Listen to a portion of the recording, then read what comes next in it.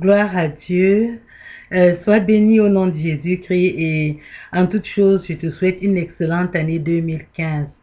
Mon vœu le plus cher est que davantage tu aies la crainte de Dieu et que tu puisses prospérer à tous égards comme prospère l'état de ton âme. Et que en cette année, le Seigneur se révèle à toi dans une autre dimension et que tu expérimentes la puissance de Dieu comme jamais auparavant, la consécration, vraiment l'intimité, que tu développes ta communion avec Dieu. Tel est le vœu de mon cœur, afin que tu sois irrépréhensible et que lorsque le Seigneur viendra, s'il vient cette année, que tu sois enlevé avec lui. Sois béni au nom de Jésus-Christ. Aujourd'hui, puisque notre désir profond est de vivre ce grand événement, ce grand rendez-vous universel qui est l'enlèvement, j'aimerais parler du fiancé, de la fiancée qui se prépare pour le marcher avec pour être enlevé. Et parlant de la fiancée, beaucoup plus du fiancé, parce que notre fiancé, selon la parole de Dieu, c'est Jésus. Jésus qui est l'époux, qui s'est fiancé à une église et qui se prépare à venir l'enlever. Alors, quel est l'engagement du fiancé? Les fiançailles ici, je parle sur le plan divin.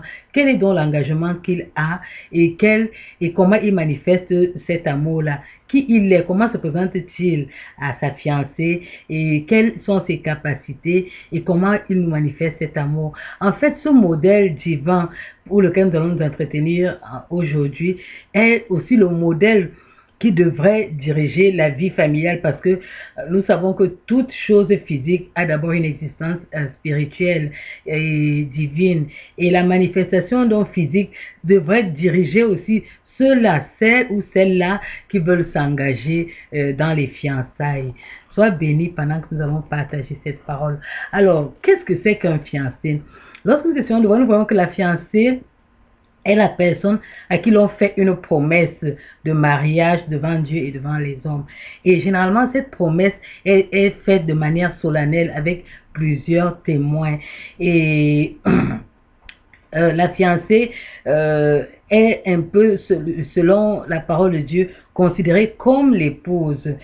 Et nous savons très bien que la Bible nous dit dans Matthieu 16, verset 19, que si tu t'engages avec quelqu'un, ce que tu lis, ce que nous lirons sur la terre, sera lié au ciel. Donc si tu t'engages, tu prends l'engagement devant les hommes, devant plusieurs personnes, de te fiancer à une personne, sache que ton oui doit être oui et que Dieu considère cela. Et la Bible nous dit aussi que si nous deux personnes s'accordent sur la terre pour demander à Dieu quelque chose, cela leur sera donné. Et donc, lorsque tu prends l'engagement de te fiancer à quelqu'un, sache que tu t'es lié à cette personne-là.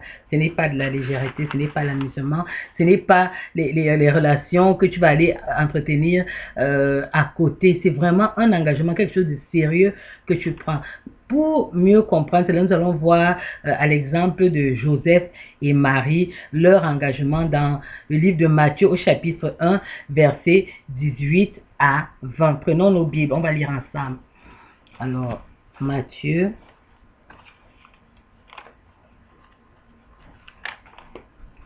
chapitre 1. Matthieu chapitre 1, verset 18 à 20, il est écrit: voici de quelle manière arriva la naissance de Jésus-Christ.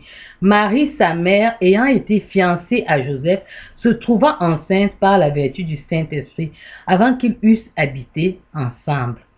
Joseph, son époux, qui était un homme de bien et qui ne voulait pas la diffamer, se proposa de rompre secrètement avec elle.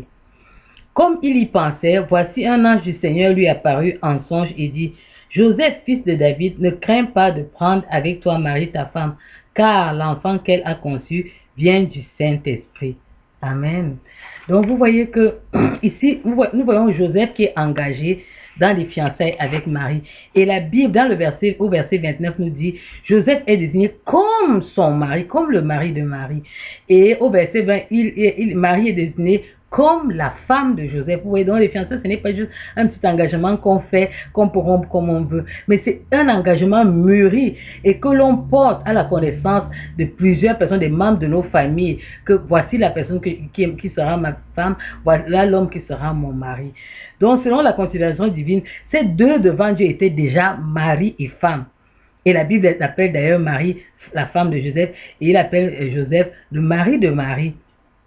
Et Dieu, c'était pour montrer à quel point l'engagement n'était pas que un amusement, mais c'est quelque chose de très sérieux. Et les événements qui suivent d'ailleurs dans leur vie montrent que l'engagement n'était pas fait à la légère. Dieu considère donc, c'est là donc que Dieu considère nos engagements. Et cela signifie qu'il ne faut pas, lorsqu'on s'engage à quelqu'un, chercher à aller coucher ou aller diffamer cette personne. La preuve, c'est que Joseph croyait que Marie l'a diffamée et il voulait la renvoyer. Il ne faut pas, ce n'est pas juste une question de sexe, mais c'est une question vraiment d'engagement pour toute notre vie. Et la Bible le confirme d'ailleurs quand au verset 24 à 25 de Matthieu 1, il nous est dit que il n'avait pas eu de relation sexuelle avec elle avant la naissance de Jésus-Christ. Si nous considérons vraiment le modèle authentique divin, c'est que l'idéal est que l'homme soit vierge et la femme soit vierge. Bien. Comment se manifeste donc l'engagement des fiancés ou du fiancé envers sa fiancée ou envers sa femme, puisque la Bible les appelle mari et femme? L'exemple de Jésus, l'époux suprême, est vraiment édifiant et nous allons essayer de considérer cela lorsque nous lisons Matthieu. Nous allons essayer de lire Matthieu chapitre 16, verset 19. Matthieu, nous ouvrons nos Bibles dans le livre de Matthieu, chapitre 16, verset 19.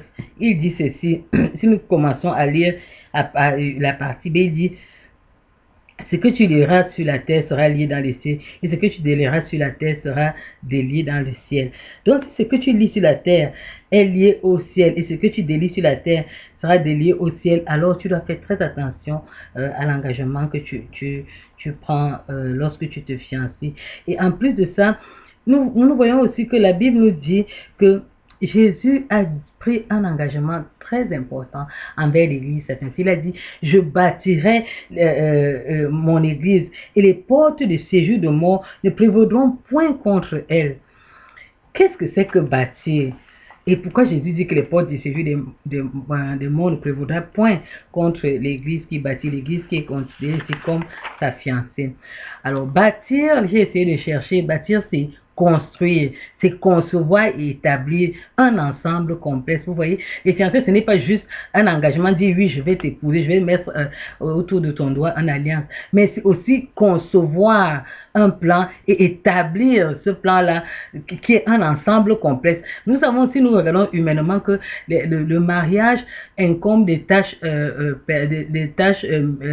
personnelles, des tâches d'engagement où il y a la gestion d'une famille, la gestion des individus que Dieu vous donnera comme des enfants, la gestion de toutes ces personnes-là, la gestion des gens tout autour, la gestion du travail, la gestion de plusieurs éléments. Donc, quand il s'agit de bâtir ici, il s'agit d'établir un ensemble complexe. Donc, c'est tous ces éléments, tous ces ingrédients que l'on prend en considération lorsqu'on veut vivre une relation maritale, lorsqu'on veut se marier ou lorsqu'on se fiance.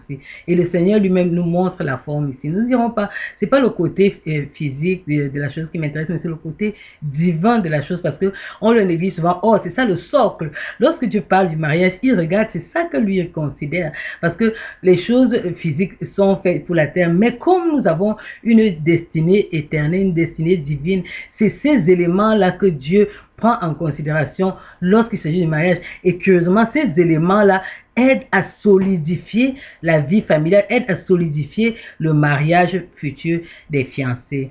Alors, donc le but, nous venons de le voir, est que lorsqu'il y aura enlèvement, le fiancé puisse présenter sa fiancée et qu'elle ne puisse pas finir morte, mais qu'elle puisse hériter de la vie éternelle. Alors, Lorsque le fiancé vient vers sa fiancée pour un engagement, il se présente et il montre ses capacités. Nous allons voir comment le Seigneur s'est présenté à l'Église et qui il est en donnant son identité. Si nous rentrons dans les Écritures, dans Ésaïe au chapitre 23, nous ouvrons nos Bibles dans Ésaïe chapitre 43, pardonnez-moi, autant pour moi. Chapitre 43, verset 1 à 5, il dit: ainsi parle maintenant l'Éternel qui t'a créé, ô Jacob, celui qui t'a formé, ô Israël. Vous voyez, le fiancé a le rôle de former la fiancée. Il a un plan, il a une fiancée vers qui il a un modèle divin que Dieu a plaqué en lui. Maintenant, il est question que ce modèle-là soit transmis à la personne qu'il a en face. Donc, il dit: ne crains rien car je te rachète, je t'appelle par ton nom. La première chose, c'est que le fiancé doit appeler sa fiancée par son propre nom. Tu es à moi. Ce n'est pas tu seras à moi. Tu es déjà à moi. Telle est la manière dont il doit considérer sa fiancée.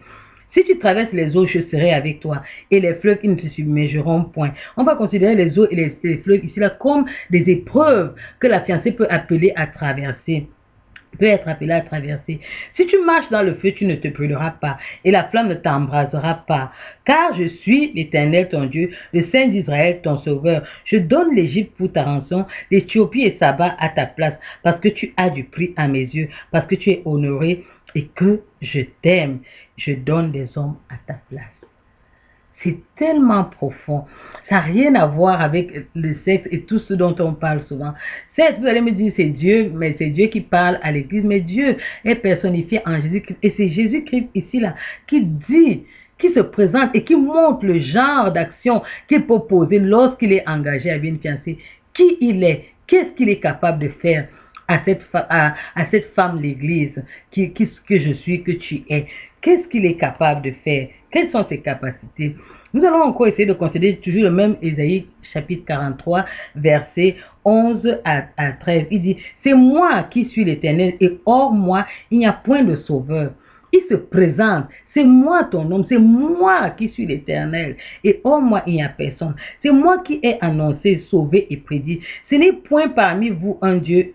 Ce n'est point parmi vous un Dieu étranger. Vous êtes mes témoins, dit l'Éternel. C'est moi qui suis Dieu. Je suis dès le commencement et nul ne délivre de ma main. J'agirai, qui s'opposera? Voilà le Dieu auquel nous sommes fiancés. Voilà comment il se présente. Voilà la capacité, la puissance de celui-là avec qui nous avons un engagement. Qui peut sauver comme lui? Si nous continuons la lecture du même chapitre, versets 18 à 19, voici ce qu'il est écrit.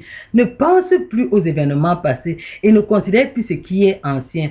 Vois aussi, je vais faire une chose nouvelle sur le point d'arriver.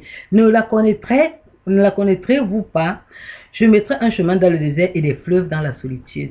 Tu vois, lorsque tu es seul, tu ne connais pas Dieu, tu es considéré comme seul. Mais Dieu, lorsqu'il entre dans ta vie, apporte de nouvelles choses. Il commence un nouveau chapitre. En fait, il ouvre un nouveau chapitre dans ta vie. C'est ce Dieu-là à qui tu es fiancé. C'est cette personne-là à qui tu as pris l'engagement, avec qui tu as pris l'engagement de marcher. Et voilà comment il se présente. Il te dit d'oublier ton passé parce qu'il commence quelque chose de merveilleux et de nouveau avec toi. Lorsque nous allons essayer de considérer aussi le chapitre 44, versets 6 à 8 du même Ésaïe. Il est écrit: ainsi parle l'Éternel, roi d'Israël et son Rédempteur. L'Éternel des amis se présente, il donne son identité. Il est l'Éternel, il est le roi d'Israël, il est le Rédempteur d'Israël, et il est l'Éternel des amis. Je suis le premier et je suis le dernier, et hors moi, il n'y a point de Dieu. Il donne toute son identité. Le premier et le dernier, le roi d'Israël, celui qui combat l'Éternel des armées, et celui-là qui sauve, le Rédempteur. Et il dit qu'en dehors de lui, il n'y a point de Dieu. Donc ça veut dire que lorsque tu t'engages avec quelqu'un, lorsque tu es fiancé à quelqu'un, tu es son alpha et l'oméga. Il n'y a pas d'autre homme qui entrera dans la vie de cette femme, de cette fiancée-là avec qui tu t'engages. Il n'y a pas un autre homme qui doit entrer dans ta vie, toi en tant qu'enfant de Dieu. Si tu t'es engagé avec Dieu, tu as décidé de marcher avec Dieu, de faire sa volonté, de vivre comme il te demande, aucun autre homme ne doit entrer dans ta vie. Aucun autre autre Dieu ne doit entrer. Tu ne dois pas mélanger, il n'y a pas de mélange qui se font. Il dit, oh lui, il n'y a pas de Dieu. Il n'y a donc pas une autre personne qui doit venir prendre la place du Dieu que tu as décidé de servir, avec qui tu as décidé de marcher. C'est très important de comprendre cela. Il ne mélange pas sa gloire. Alléluia. Donc voilà le Dieu.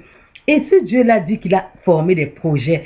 Donc, il s'est déjà présenté à toi. Maintenant, il te dit, il te donne ce qu'il a formé comme projet pour toi. Ouvre un peu. Nous avons l'habitude de lire Jérémie 29. Mais considère maintenant Jérémie 29 dans le plan marital, dans le plan que Dieu a formé pour toi. Il dit dans Jérémie 29, verset 11 que car je connais les projets que j'ai formés sur vous, dit l'Éternel, projets de paix et non de malheur, afin de vous donner un avenir et de l'espérance. Alléluia.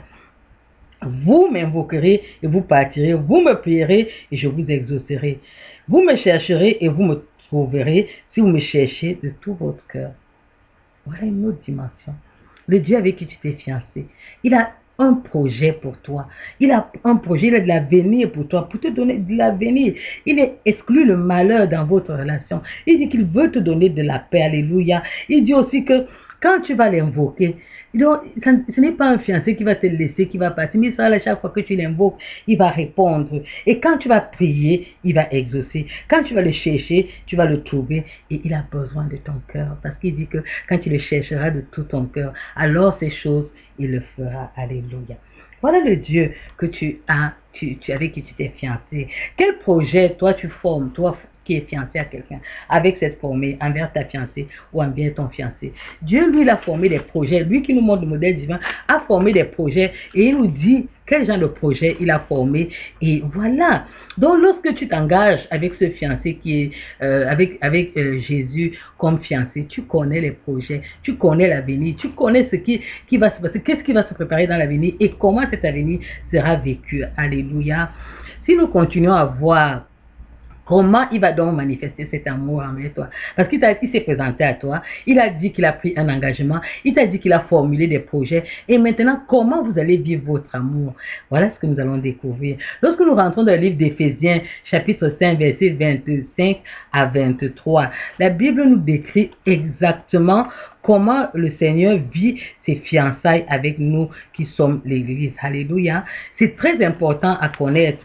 Toi qui es engagé dans les fiançailles, comment tu vas vivre ton amour? Tu as un modèle divin qui est le créateur du mariage a créé un modèle divin. Comment le mariage doit se vivre, comment les fiançailles doivent se vivre. Alors, ouvrons nos Bibles dans le livre d'Éphésiens, chapitre 5, verset 23 à 25. Il est à 33, il est écrit: Marie, aimez vos femmes comme Christ a aimé l'Église. Vous voyez, voilà le modèle divin. Et s'est livré lui-même pour elle, afin de la sanctifier. Donc, le mari, qu'est-ce qu'il doit faire? Afin de la sanctifier par la parole, après l'avoir purifiée par le baptême d'eau. Assure-toi donc que ta fiancée soit baptisée d'eau. Assure-toi qu'elle soit sanctifiée par la parole, qu'elle écoute la parole, qu'elle soit mise à part par la parole de Dieu, afin de faire paraître devant lui cette église glorieuse. Donc, le fait n'est pas seulement de la sanctifier et de la purifier, mais tu dois avoir la charge de faire paraître cette femme, c'est ce que Dieu a mis à côté de toi, comme Christ va faire paraître l'église glorieuse, sans tache ni ride, ni rien de semblable, mais sainte et irrépréhensible. C'est ainsi que les maris doivent aimer leur femme comme leur propre corps. Celui qui aime sa femme s'aime lui-même. Car jamais personne n'a haï sa propre chair, mais il la nourrit et en prend soin comme Christ le fait pour l'Église. Parce que nous sommes membres de son corps. C'est pourquoi l'homme quittera son père. Oui, il décrit d'abord comment tu dois traiter la femme. Et maintenant, lorsque tu traites cette femme comme ça, voilà l'engagement qui s'ensuit. C'est pourquoi l'homme quittera son père et sa mère et s'attachera à sa femme. Et les deux deviendront une seule chair. Ce mystère est grand. Je dis cela par rapport à Christ et à l'Église. Et moi, je dis cela par rapport aux fiancés et à sa fiancée. Du reste, que chacun de vous aime sa femme comme lui-même et la femme respecte son mari. Nous ne parlerons pas beaucoup de la femme maintenant parce que nous voyons plutôt la préparation qu'il faut pour le fiancé, comment l'engagement, comment il doit aimer. Donc l'amour n'est pas d'abord que le sexe. L'amour, le titre de ce passage nous donne qu'il s'agit des devoirs domestiques. Vous voyez un peu, c'est bizarre, on parle de devoirs domestiques, mais on nous parle d'un fiancé, comment il doit aimer, et les signes qu'on donne de l'amour sont des signes purement divins qui sont liés à une communion divine avec la fiancée. Et les couples ont donc besoin de cet amour-là pour vivre, sachant que leur destinée est céleste. Alors, comment maintenir cette flamme-là? Parce que nous savons que nous sommes humains et nous avons des imperfections. Eh bien, nous allons rentrer encore dans les Écritures, dans 1 Corinthiens 13, versets 4 à 7. 1 Corinthiens 13, ouvrons nos Bibles. 1 Corinthiens 13. 1 Corinthiens 13, verset 4 à 7, il est écrit. Ici, on parle de l'amour. L'amour est patiente, elle est pleine de bonté. L'amour n'est point envieux, l'amour ne se vante point, elle ne s'enfle point d'orgueil, elle ne fait rien de malhonnête, elle ne cherche point son intérêt, elle ne s'irrite point, elle ne soupçonne point le mal, elle ne se réjouit point de l'injustice, mais elle se réjouit de la vérité. Elle excuse tout, elle croit tout, elle espère tout, elle supporte tout. L'amour ne périt jamais. Les prophéties prendront fin, les langues cesseront, la connaissance disparaîtra. Voilà un peu genre d'amour dont tu as besoin dans ton moulin, qui est le modèle suprême de l'amour dont tu as besoin dans ta vie de foyer, dans ta vie de couple, dans ta future vie de couple. Tu t'es engagé, alors voilà le modèle divin que tu dois suivre. Voilà le modèle qui nous a été décrit. Peut-être que tu ne savais pas, mais il ne s'agit pas seulement d'un rapport humain, ça va plus loin. Il s'agit d'une destinée céleste. La destinée de toi, premièrement, en tant que fiancé à Christ, mais la destinée aussi de ta femme et la destinée de tes enfants dont tu dois prendre soin, et tu dois conduire tout ce beau monde à Dieu et les présenter comme une église sans tache ni ride et irrépréhensible au jour du Seigneur. L'exemple de Anne nous édifie tellement parce que Anne, à qui il a été confié un enfant, elle a pris soin et au temps fixé, marqué par Dieu, elle est partie présenter cet enfant à Élie pour qu'il puisse entrer dans le service de Dieu. Donc elle a rempli sa part du contrat. L'exemple aussi de Marie, la mère de Jésus-Christ, est tellement édifiant parce que Marie, qui était la mère de Jésus, a dû protéger Jésus, a dû protéger la promesse qu'elle avait reçue. Et autant de présenter l'enfant au temple, elle a amené Jésus au temple avec son mari, selon le plan que Dieu l'avait révélé. Et elle a pris le soin de le protéger, de lui prodiguer des conseils, de lui dire quelle était sa destinée, qu'est-ce que Dieu avait dit avant sa naissance, jusqu'à ce que Jésus entre dans son appel.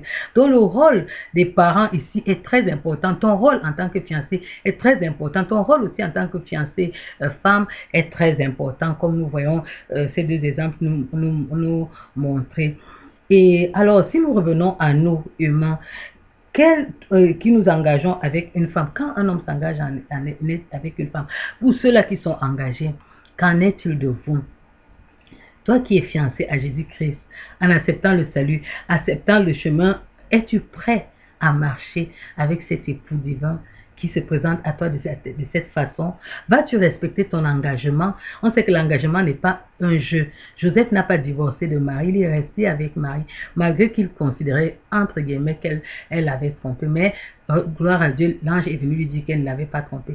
Mais toi, quel engagement que tu as pris? Est-ce que tu vas être fidèle à cet engagement? Pourras-tu rendre des comptes sans rougir sur l'engagement que tu as pris avec ta fiancée? Si tu es faible, sache que Dieu est là et c'est lui qui renouvelle des forces. Il peut renouveler tes forces, tu peux t'adresser à lui. Mais si tu as failli dans ton engagement, répands-toi et reviens à Christ, reviens à ton engagement, que ce soit céleste, que ce soit un engagement physique avec un être humain, reviens à cet engagement-là. Si tu veux t'engager, voilà le prix à payer en tant que fiancé. Est-ce que tu es prêt? Si tu ne connais même pas tes responsabilités, eh bien j'ai une bonne nouvelle pour toi. Il y a des hommes de Dieu qui sont là, qui connaissent ce que c'est que l'engagement dans les fiançailles. Approche-toi d'eux, ils pourront vraiment t'informer. Et si tu pratiques déjà tout ce qui a été dit, vraiment je t'encourage à persévérer. Voilà le message que j'ai pour toi. Sachant que notre destinée est d'abord céleste, sachant qu'un jour nous aurons à nous tenir devant le tribunal de Dieu, tu rendras compte. Ce qui est dangereux chez le fiancé, c'est qu'il ne rendra pas seulement compte pour lui, mais il rendra compte aussi pour sa famille, pour la fiancée, pour les enfants que Dieu a mis au devant de lui. Donc il doit être prêt à rendre compte pour sa vie de sa femme, pour la vie de ses enfants. Jésus, lui, le fait déjà. Il dit que lui, il va bâtir son église. Il a conçu un plan complexe pour nous. Et il a des projets pour nous. Et ces projets-là vont s'accomplir dans nos vies. Et il nous dit le chercher de tout notre cœur, sachant que lui, sa part de contrat, il le remplit déjà. Mais nous aussi, nous avons notre part de contrat à remplir et nous devons remplir cela afin que cela puisse s'accomplir. Demeure béni au nom de Jésus. Médite vraiment cela en ce début d'année. Médite sur ton engagement envers le Seigneur. Médite sur ton salut. Médite sur ta destinée. Où tu pars avec le Seigneur. Est-ce que tu es prêt? Est-ce que tu as failli? Reviens au Seigneur. Voici le moment de reprendre de nouveaux engagements. Pas des engagements en une année, mais des engagements qui ont une portée spirituelle, des engagements qui te conduiront à la vie éternelle, des engagements avec un Dieu qui est prêt à communier avec toi, qui est là en ce moment, qui te parle même au travers de ma voix et qui veut se réconcilier avec toi et recommencer à marcher avec toi. Du peu que tu lui ouvres ton cœur, du peu que tu lui ouvres, tu lui dises la vérité, que voici, j'ai failli à mon engagement avec toi. Seigneur, reviens-moi, Seigneur, aide-moi, je n'en peux plus. Tel est le cri que ton cœur doit lancer cette année. Et toi qui es déjà engagé, le cri, tu dois avancer davantage. Il y a eu un moment où le Seigneur est allé à la pêche avec ses disciples, oui, et il n'arrivait pas à attraper du poisson. Il a dit, avancez en eau profonde. Peut-être tu priais 1 heure de temps, va jusqu'à 2 heures de temps, va jusqu'à 3 heures de temps, et ne quitte pas la présence de Dieu sans que Dieu ne t'ait parlé ou ne t'ait révélé quelque chose. La Bible nous dit que Dieu est un Dieu qui se révèle à ses enfants. Dieu n'est pas un Dieu mort où on prie et on quitte sa présence. Dieu parle encore de nos jours. Va dans sa présence, demeure dans sa présence, reçois quelque chose avant de quitter sa présence. Et même quand tu quittes sa présence, ne quitte pas et enfermant tout ton esprit, mais demeure ouvert, marche avec lui, parle avec lui, vis avec lui, garde ces communions constantes avec le Seigneur et tu vivras vraiment le miraculeux. Et on pourra dire, il y a un Christ qui vit sur la terre. Parce qu'en fait, quand tu dis que tu es chrétien signifie que tu es un petit chrétien. On doit voir en toi la conduite d'un chrétien, d'un Christ qui se manifeste, que ce soit dans ton engagement avec le Seigneur, que ce soit dans ton engagement en tant que fiancé. Alors, vous qui êtes fiancés en cette nouvelle année, je vous souhaite vraiment de réussir avec les quelques éléments que je t'ai donnés. Écoute, réécoute et sois édifié. Demeure béni et une fois de plus, je te renouvelle mes meilleurs vœux et mon vœu le plus cher dans ta foi est que tu puisses prospérer, que tu demeures vraiment uni au Seigneur, que ta communion avec Dieu soit grande, que tu expérimentes des choses merveilleuses et avec le Dieu des miracles. Demeure béni au nom de Jésus-Christ. Amen.